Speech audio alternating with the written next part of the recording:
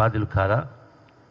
అంటే మరి ఏ ప్రకారం చూసినామంటే ఇంత మేధావి మాటలు మాట్లాడడానికి ఈ మాత్రం కామన్ సెన్స్ లేదా? తక్కువ ఖర్చులు ప్రాజెక్టు పూర్తి కామన్ సెన్స్ లేదా? నల్గొండ ప్రజలు ఓట్లు వేయలేదా మీకు? నల్గొండ నుంచి సీట్లు ఇవ్వలేదా? అంటే ఇంత దుర్మార్గంగా అన్యాయంగా శవాల మీద పేలాలు వెళ్ళుకోవడం అంటారు. అంటే దిగజారినటువంటి వ్యవహారాలు. ఇటువంటి సందర్భంలో సరే రాజకీయ వేదిక మీద రాజకీయంలో మస్తు మాట్లాడుకోవచ్చు. ఇంతమంది సరే ఉత్తమ్ కుమార్ రెడ్డి గారు హెలికాప్టర్ దిశాల వల్ల అంతే ఉంటుంది.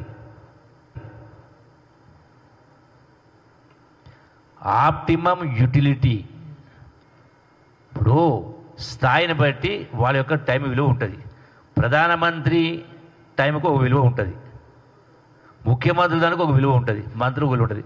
ఇంకా అట్లా పనిచేసిన వాళ్ళకు కూలి ఒక పద్ధతి ఉంటుంది, విలువ ఉంటుంది. అంటే ఆప్టిమం యూటిలిటీ పనిచేయాలన్నప్పుడు డెఫినెట్గా వాడాలా, వాడకపోతే తప్పవుతుంది. ఇవి ఎన్నిసార్లు అంటే రెంట్ అంతే సంవత్సరం కట్టేది. సరే డీజిల్ కాస్ట్ కావచ్చు,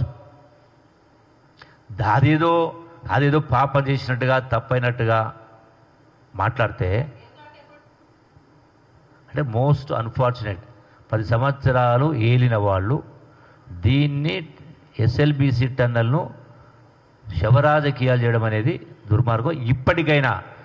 ఇప్పటికైనా హరీష్ రావును స్పష్టంగా ప్రశ్నిస్తూ ఉన్నా. మిగతావన్నీ పక్కన ఈ ఒక్కదానికి సమాధానం చెప్పంటున్నా. ఈ ఒక్కదానికి నేను కూడా ఆరోపణ చేయాలంటే చేయగలుగుతా. ఏమని? మీరు ఇన్ని సంవత్సరాలు దీన్ని పెండింగ్ పెట్టింది కదా, ఒకవేళ దీన్ని మిగతాది పూర్తి చేసినట్టుగా తక్కువ ఖర్చుతోటి ఎక్కువ ఆయకట్టు వచ్చే ప్రాజెక్టు పెట్టిన పూర్తి చేసి ఉంటే 10 సంవత్సరాల కింద ఏదైతే సొరంగం ద్వారా నీళ్ళు వచ్చిందో ఆ తర్వాత ఏర్పడ్డదేమో. మీరు చేసింటే ఈ సంఘటన జరగబోనేమో అని నేను కూడా అనొచ్చు కదా. కానీ అనను. నాకు ఇంగిత జ్ఞానం ఉంది, కామన్ సెన్స్ ఉంది.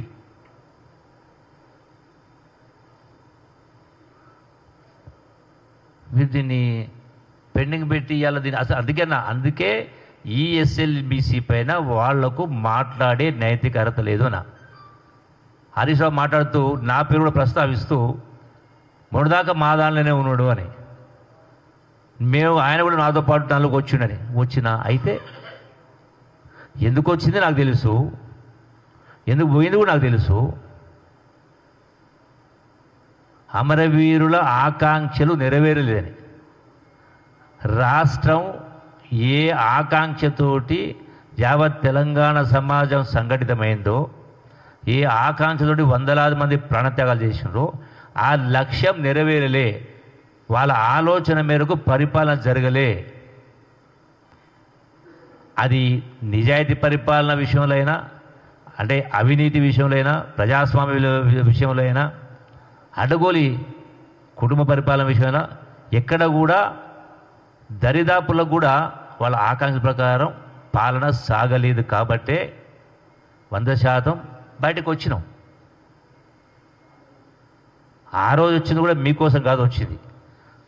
సరే ఏది పెట్టా తెలంగాణ ఆకాంక్ష కాబట్టి ఆ ఒత్తిడి పెంచేదాలో భాగంగా వచ్చినాం. సో నేను అడిగిన దానికి సమాధానం చెప్పాలి కదా, ఇప్పటికే చెప్పాలి కదా. నేనేదో తప్పు మాట్లాడినట్టుగా ఏదో నాలుక మడతబడి మాట్లాడుతూ అన్నాడు. అంటే ఇప్పటికైనా హరీష్ రావుని సూటిగా ప్రశ్నిస్తా ఉన్నా. 3 కారణాలు చెప్పిన. ఎందుకు మీరు దీన్ని పూర్తి చేయలేదు? డబ్బులు లేకనా,